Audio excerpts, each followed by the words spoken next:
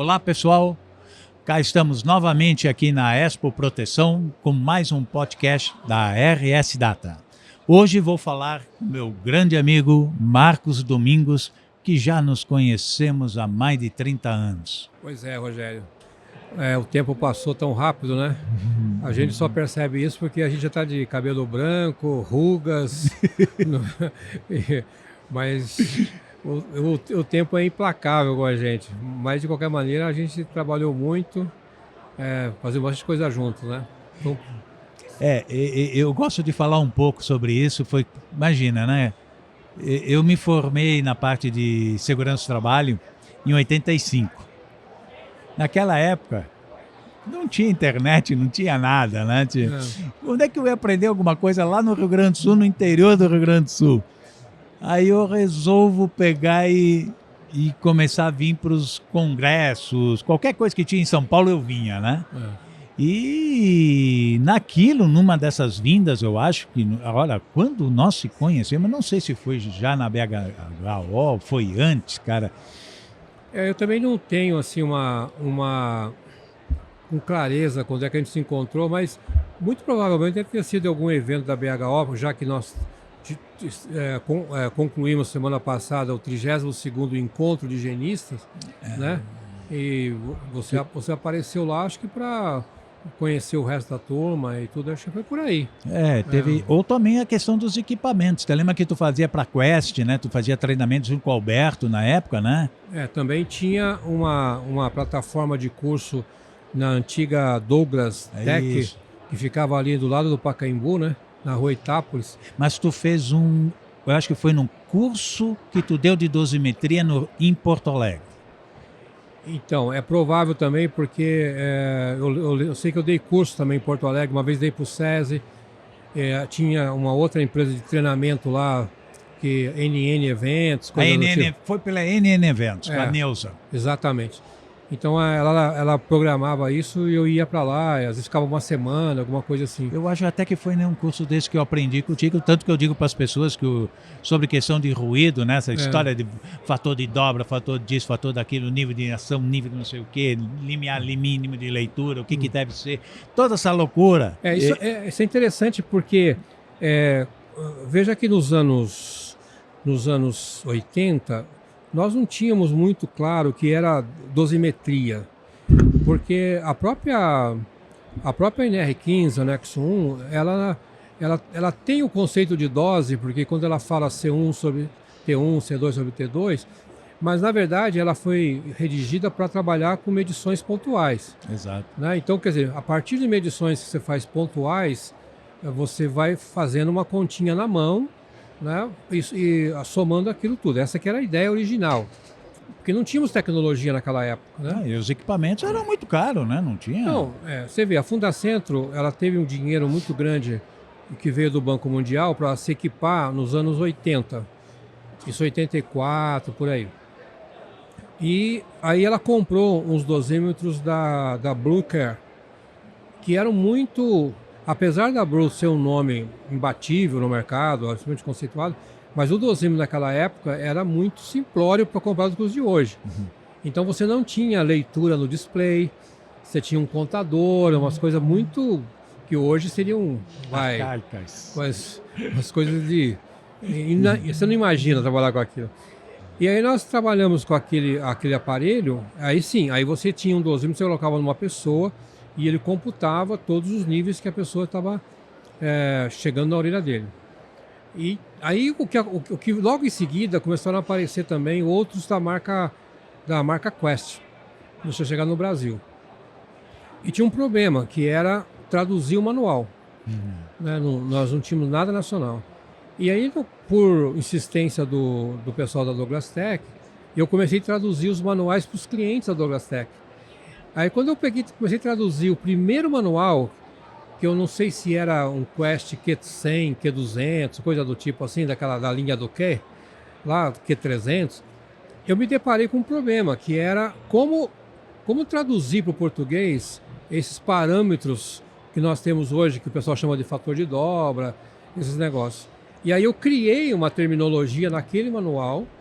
Então, por exemplo, quando você fala que o critério, a base do critério, né?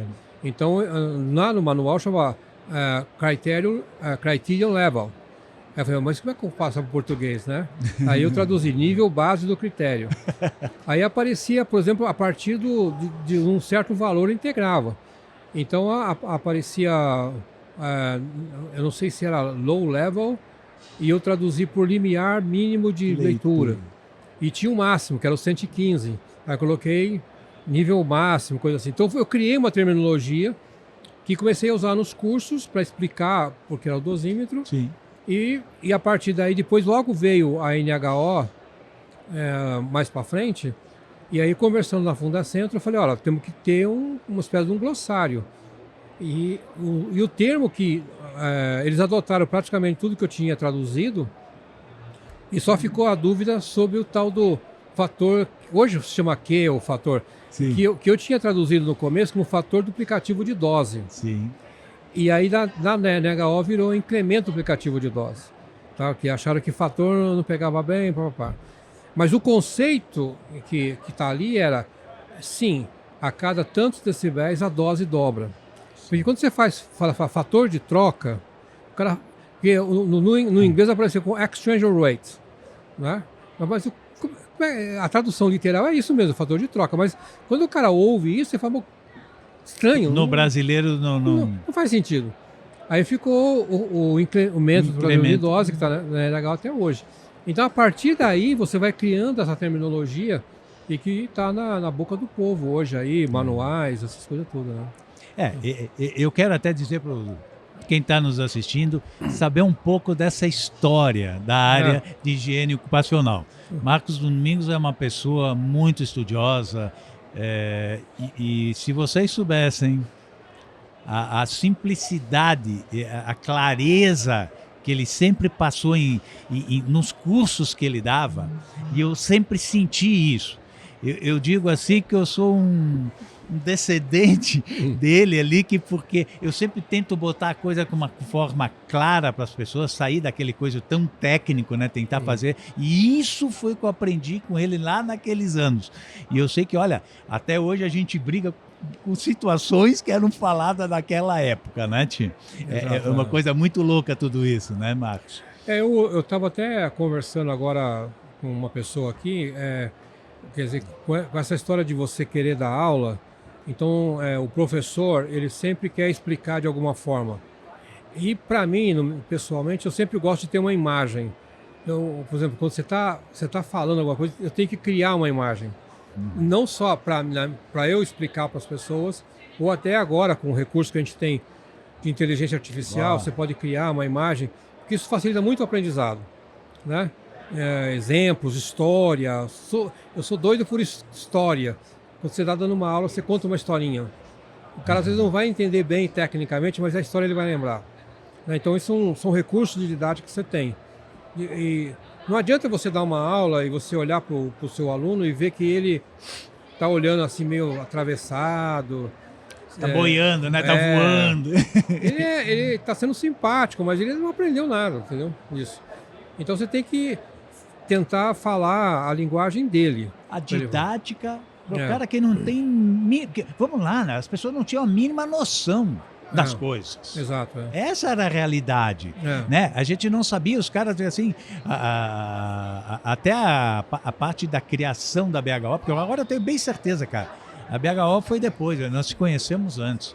Porque eu sei que quando eu soube da BHO, que ela foi criada entre vocês aqui em São Paulo, já no ano seguinte aí ela foi difundida e eu já vim para cá. Tanto que eu sou o 198 lá da BHO. No começo, né? Sim. Porque nós tivemos em 94, quando ela foi criada, aproximadamente 90 membros fundadores. E um pouquinho de água para mim. Então, se você é o 198, logo foi 1 ou 2 anos depois. Foi bem ali no início, cara. Foi. E ali eu comecei a participar, conheci muitas pessoas, né? Porque eu vinha do Rio Grande do Sul, vocês me chamavam de gaúcho, lembra, né? Tá aí o gaúcho de novo. Sempre acho um rótulo, né? E é exato. Eu digo assim, olha, muito do que eu sou hoje Cara, tem muito de ti, da forma de apresentar, exatamente da exemplo, brincadeira.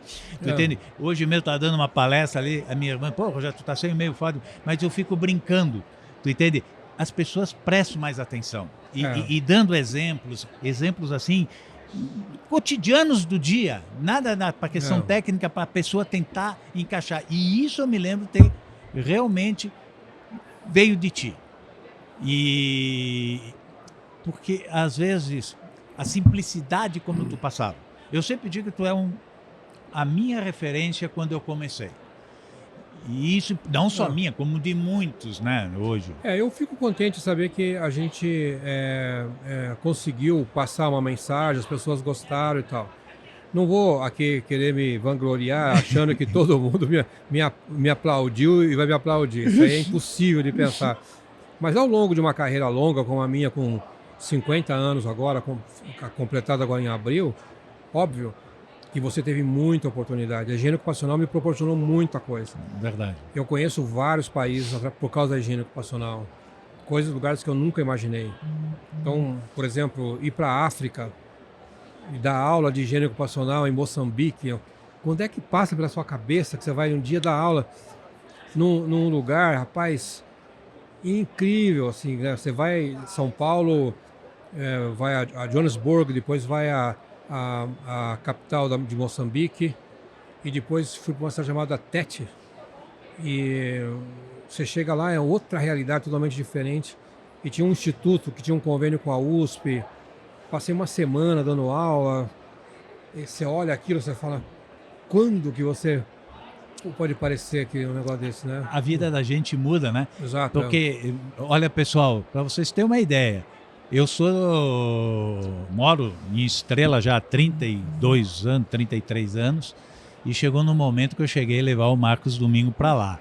Levei ele lá para o meu escritório, disse, vem aqui, vamos aprender vibração, né? O aparelho de vibração que eu tinha comprado, eu digo, tem que aprender alguma coisa.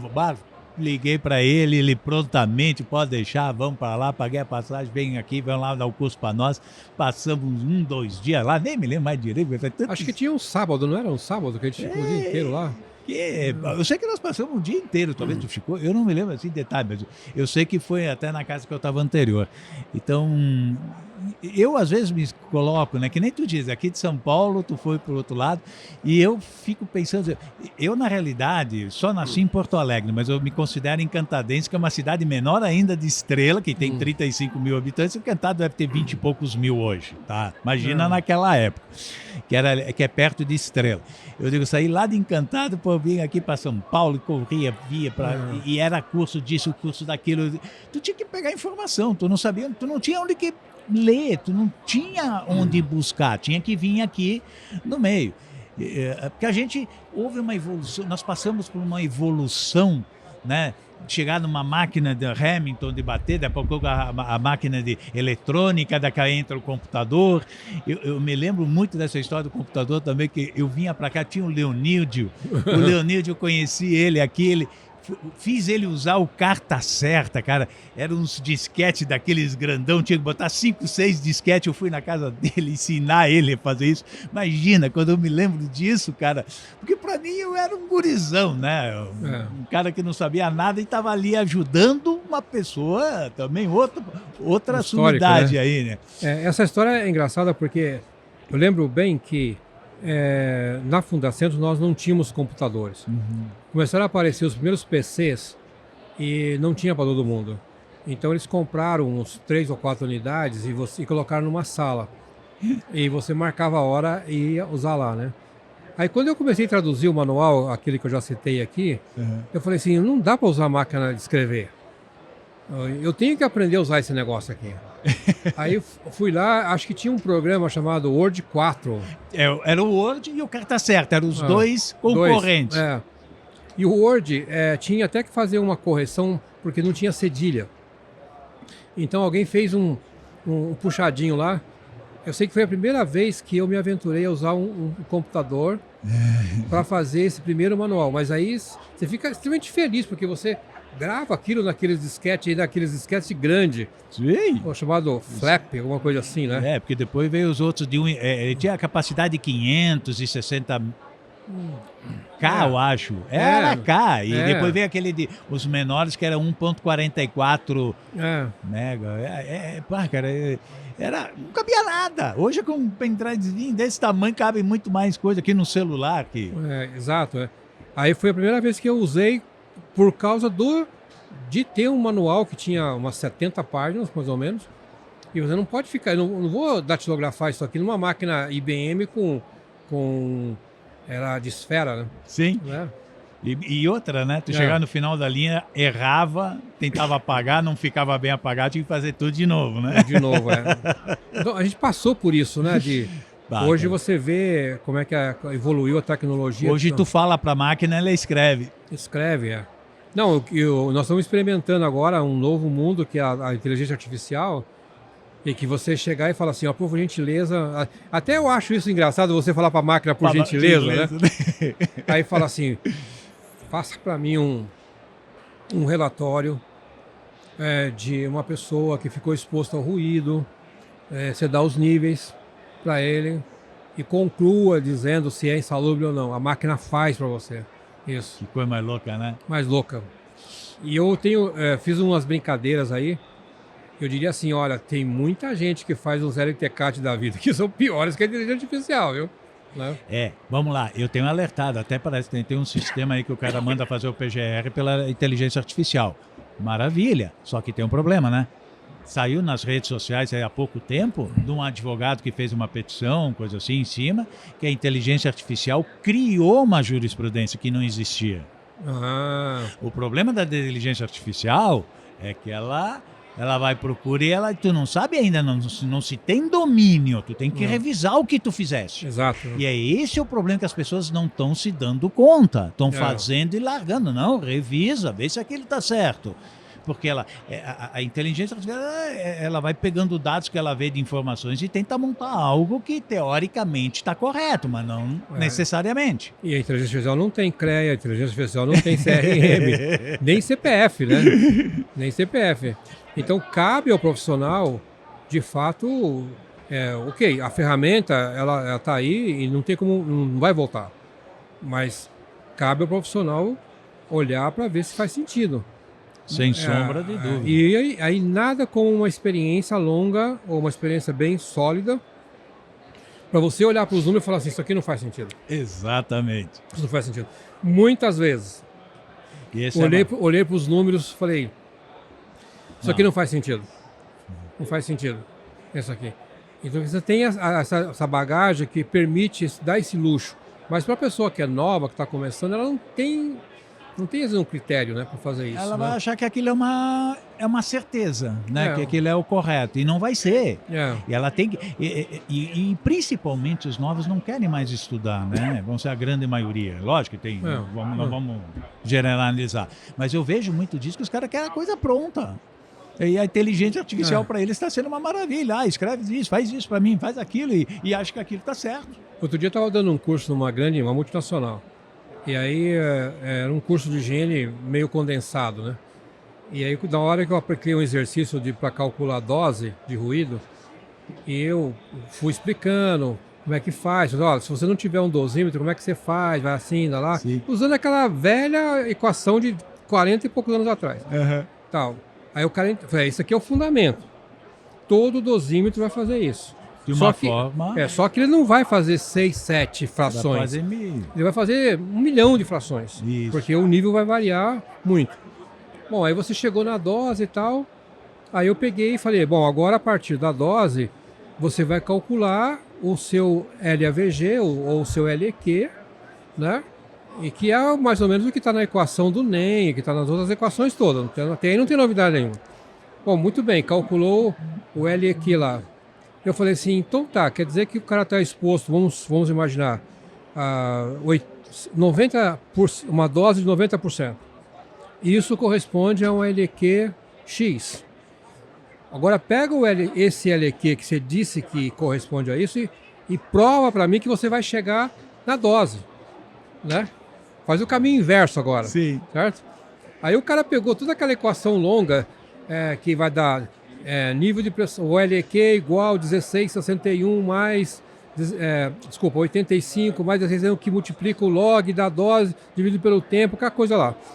Aí ele achou que ia pegar essa equação e ia inverter os fatores, né, para achar. Falei, você até pode, mas você vai ficar 1 ano fazendo um negócio desse. Aí o que o cara falou, estava com preguiça, chegou no celular e falou para a inteligência artificial, por favor, calcule para mim agora com esse qual é a dose. Ele conseguiu em 30 segundos o negócio. Falei, mas você não sabe o que você fez. Sim, né? Foi ela que fez? Foi ela que fez. Isso. É que nem a calculadora, né? Tu chega na questão da calculadora, tu bate ali e deu. Mas olha, Marcos, outra coisa, assim, vamos aproveitar aqui também falar que tem a questão da origem dos grupos homogêneos. Que a origem desses grupos homogêneos, eu sempre digo muito para as pessoas, que para a área de higiene ocupacional, é tentar mencionar para as pessoas que era muito caro para medir. E a gente não tinha muitas alternativas, tu não podia medir todo mundo. Né? E foi se criando coisas para tu pegar certos grupos. E lógico, aqueles equipamentos. Depois esses grupos tu poderia, com o passar do tempo, começou a baratear, tu poderia ampliar. Só que tem uns que querem cada vez mais condensar num só e não se dão conta que hoje, por exemplo, que a gente está mandando por rede social, é a pessoa, a PPP, é da pessoa. E o pessoal está botando tudo em grupo homogêneo. Fala um pouquinho sobre isso aí, que está dando muito o que falar. Bom, primeiro a gente tem que considerar uma questão da estatística em si. Então, quando você, por exemplo, faz qualquer trabalho científico com uma amostra, qualquer coisa, que você vai entrevistar pessoas, ou que você faz medições de volume numa represa, não sei o quê, qualquer coisa que tem número, você quer fazer uma estatística. Então, você vai pegar e vai calcular a média e vai depois transformar aqueles seus dados, milhares de dados que às vezes você tem, chegar numa média ou aritmética ponderada, aí vai. E aí o que acontece é que você fala, mas qual é a confiança que eu tenho nessa média? Né? Aí você vai falar, eu quero ter uma confiança de 95%. Só que para você que tem um nível de confiança tão alto, você tem que ter um número de amostra muito elevado, de dados muito grande. E acontece que na higiene ocupacional você não consegue fazer, por exemplo, 1000 dosimetrias, 500 dosimetrias. Aí teve um cara que desenvolveu, já tinha essa ferramenta para você calcular isso com números pequenos. Ele criou uma tabela estatística com número pequeno. Então a higiene se aproveitou de calcular essas mesmas médias, esses intervalos de confiança com poucas amostras. Esse eu diria assim, lá atrás, já muito tempo atrás, surgiu aí. Mais ou menos em 1999, 1967, começam a surgir os primeiros artigos de alguns higienistas puxando para a higiene ocupacional essa ferramenta estatística e dizendo assim, vamos agora estratificar a população, tá? Porque nós não precisamos medir todo mundo, vamos ver aqueles que têm exposições semelhantes e vamos calcular em cima deles. Então, os primeiros artigos, se não me falha a memória, são de 1977 e 1999. Eu tenho os 2 artigos no meu computador. Bom, aí isso evolui, né? De tal sorte que a própria NIOSH, depois em 77, e mesmo a AIA, depois criou os manuais de estratégia de amostragem e inseriram essa ideia do grupo homogêneo de exposição. Tenho a impressão que até que o NIOSH não gostou muito disso, porque era muito... Estamos falando do primeiro manual de 77. A AIA já vem um pouco depois, aí sim, aí entra essa ideia do grupo homogêneo. Então vejam, grupo homogêneo de exposição é uma ferramenta estatística, quando você tem dados quantitativos para trabalhar. Fora disso, não existe aplicação para grupo homogêneo. Então quando você vê pessoal trabalhando com PPP, pessoal trabalhando com E-social e dizendo que tem um GHE, onde você tem risco mecânico, você tem risco elétrico, tem isso que lá, isso é uma grande bobagem. Tá certo? Porque ninguém vai medir o risco mecânico, o risco elétrico, não sei o que lá, não vai quantificar isso. Mas eles pegaram e acharam que o GHE agora é mágico, vale para qualquer coisa, até para ergonomia. Por isso que eu tinha que falar sobre isso contigo, porque, pessoal, eu sempre digo, esse é o homem da higiene ocupacional que está há 50 anos, né? Tu já está nisso. Eu também não estou lá muito longe, né? Eu tô fechando 40. Meu Deus, né? E está assim, ó, inundado de pessoal, esse GSE você fez um inventário de risco, mas isso aí você botou já sendo inventário de risco, risco mecânico, risco elétrico, risco de queda, não sei o que lá, é outra conversa. Outra conversa. Aliás, na NR01, eu acho que acabaram misturando um pouco as coisas. Por exemplo, um é você estimar o risco de uma queda, o risco de um choque elétrico, o risco de uma explosão. Outra coisa é doença, tá? Doença ocupacional. É outro perfil diferente. Não dá para você criar uma matriz que foi feita, que nem você fala de severidade, você fala do número que tem lá, aquele HRN lá, aquilo foi feito para máquinas. Higiene ocupacional é diferente. Então, como o pessoal às vezes não tem uma boa formação, continua ainda lendo qualquer coisa que surge ou vendo umas lives da vida, e aí o erro perpetua. É verdade. Né? Então, quer dizer, nós aprendemos como autodidatas porque não tinha curso, não tinha nada em português. Muita coisa nós traduzimos mesmo lá. Agora, hoje tem curso, entendeu? Aos montes. Então, quer dizer, as pessoas precisam ir se especializar, as pessoas precisam fazer um curso de mestrado, alguma coisa, para se tornar um bom profissional. Não dá para você achar que vai fazer segurança e saúde pensando só em coisa que você lê numa revista ou que você está nas lives da vida aí. Né? Deixa eu te interromper antes que passe essa palavra, segurança e saúde. É outro grande, porque eu até falo nos meus cursos, pessoal, não é saúde e segurança. Nós estamos falando de saúde ocupacional, não é pessoa. Né? Aproveitando essa tua colocação. E também sobre a questão dos grupos homogêneos, né? Falando assim, porque eu tento alertar muito as pessoas sobre isso, que os caras começam assim com um grupo homogêneo e daqui a pouco descobrem que aquela pessoa não é bem aquele grupo homogêneo. Aí abre o grupo homogêneo do grupo homogêneo, e vai do grupo homogêneo do grupo... E o cara começou com 40 grupos homogêneos, passou 2, 3 anos, está com 200 lá dentro. Vai ficar o grupo do eu sozinho. Exatamente, né? Então, exatamente o que tu está dizendo, as pessoas têm que estudar muito mais um pouco sobre isso para ter uma assertividade melhor. Tá? Porque, cara, a gente vê cada coisa aí que os caras querem facilitar. Você vê que a AIA, ela mudou o nome, que no começo era grupo homogêneo, passou para ser grupo similar. Grupo similar de porque você sabe que homogêneo é uma palavra muito forte. E, teoricamente, todo mundo estaria as mesmas operações, as mesmas tarefas no mesmo lugar e tal, e isso não vai acontecer. Exato. Então, quando você tem similar, então, mesmo dentro de pessoas que estão no mesmo processo, fazem atividades semelhantes, estão expostos ao mesmo agente, ainda assim vai ter uma diferença. Mas como é que você corrige isso? Você corrige com as amostras, que aí você tem um intervalo de confiança, você vai falar assim, olha, eu não posso falar com 100% de confiança, mas eu posso falar com 95% de confiança, eu posso falar com 90% de confiança ou 70% de confiança, né? E aí, quando você dá esse número, assim, olha, a grande maioria, vamos pensar, mesmo que você pegue 70% de confiança, ainda assim você pegou mais de 2/3 da coisa. Sim. Agora, tem muita gente que acha que vai conseguir expressar, qual é a chance do cara ficar aqui? 0,1%, isso não existe.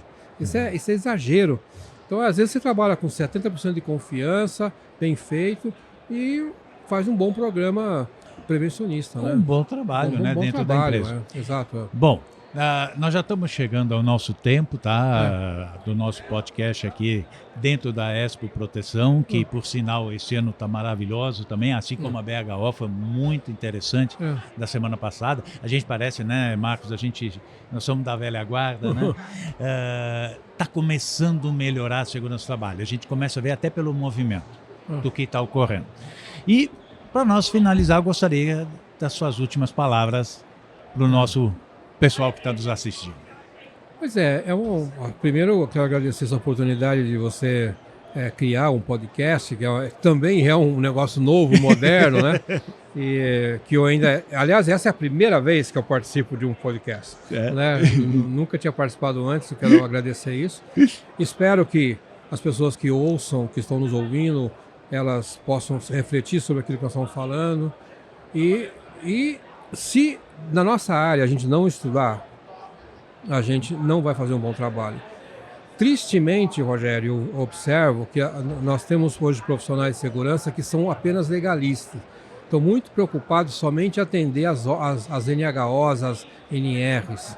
Tá? Então, ele não é um técnico, ele é entre aspas, é um normalista, né? Porque ele atende norma nisso aqui. Não pergunta de onde vêm as coisas, como é que se chegou naquele número, né? Verdade.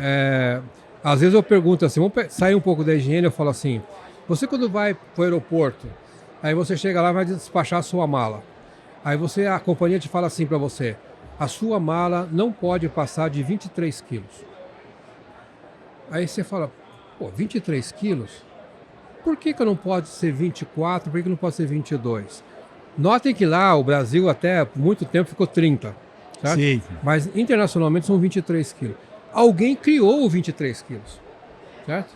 Tem um estudo científico atrás disso.